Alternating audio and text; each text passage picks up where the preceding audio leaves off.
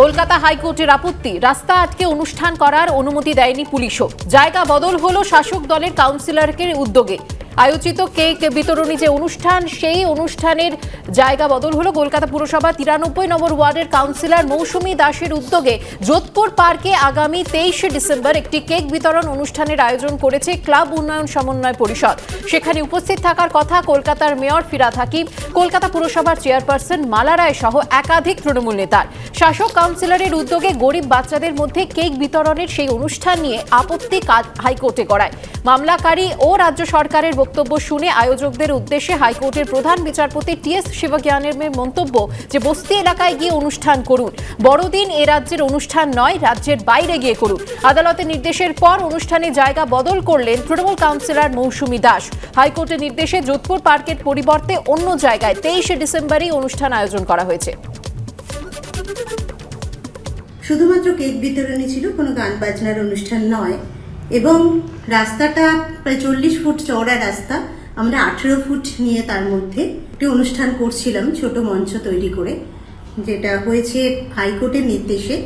সেটা স্থগিতাদেশ এসেছে এবং হাইকোর্টের এই রায়কে আমরা মান্যতা দিয়ে আমরা ওই দিনই প্রোগ্রামটি আমরা অন্য জায়গায় একই সময় মেয়রের হাত দিয়েই সেই 1001টি বাচ্চাকে আমরা কেক বিতরণ করব।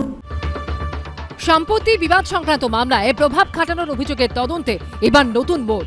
এই মামলায় কলকাতা হাইকোর্টের বিচারপতি অমৃতা সিনহার স্বামী আইনজীবী প্রতাপ চন্দ্র দেকে জিজ্ঞাসাবাদ করেছে সিআইডি। মঙ্গলবার বাংশাল কোর্টের বার অ্যাসোসিয়েশনকে লেখা চিঠিতে সিআইডির বিরুদ্ধে একগুচ্ছ অভিযোগ তুলেছিলেন তিনি।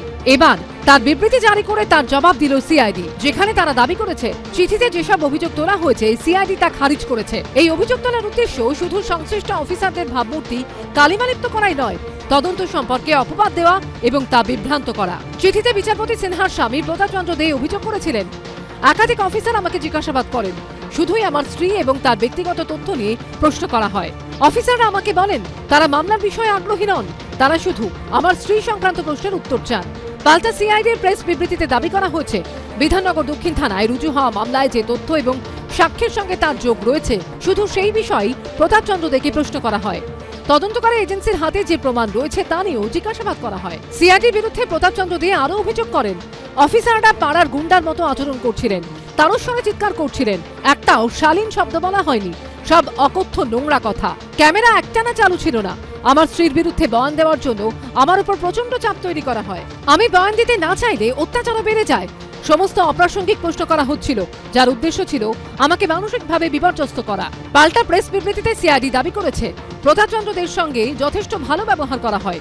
তিনি যতবার চান চা জল দেয়া হয়। প্রশ্নোত্তর চলাকালীন তিনি শৌচাগারে যাওয়ার জন্য বা ধূমপানের জন্য যতবার বিরতি চান ততবারই পর্যাপ্ত সময়ের বিরতি দেওয়া হয়।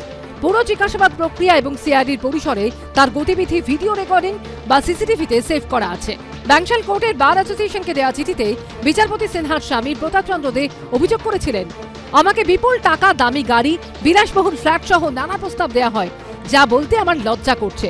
তাদের পরামর্শ মতো বয়ান না দিলে আমার মারাত্মক পরিণতি হবে বলে হুমকি দেওয়া হয়।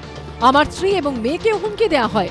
অফিসাররা এটাও স্পষ্ট করে দেন যে ঊর্ধ্বতন কর্তৃপক্ষের নির্দেশেই তারা এসব করছেন। তাদের কথা মতো না চললে আমার গোটা পরিবারকে টুকরো টুকরো করে কেটে শেষ করে দেওয়া হবে বলে হুমকি দেওয়া হয়। সিআইডি এবার প্রেস বিবৃতিতে দাবি করেছে, অডিও ভিডিও রেকর্ডিং এবং সিসিটিভি ফুটেজ পাওয়ার পর তার অভিযোগের সত্যতা বোঝা যাবে। তবে এটা শুধু সিআইডির ভাবমূর্তি নষ্ট করার চেষ্টা নয়, তদন্তকারী এজেন্সি অপরাধের তদন্ত করে সম্পূর্ণ তথ্য সুপ্রিম কোর্টের সামনে রাখার যে চেষ্টা চালিয়ে যাচ্ছে তার অভিযোগ ঘুরিয়ে দেওয়ার উদ্দেশ্য রয়েছে এর পিছনে। এবিপি আনন্দ।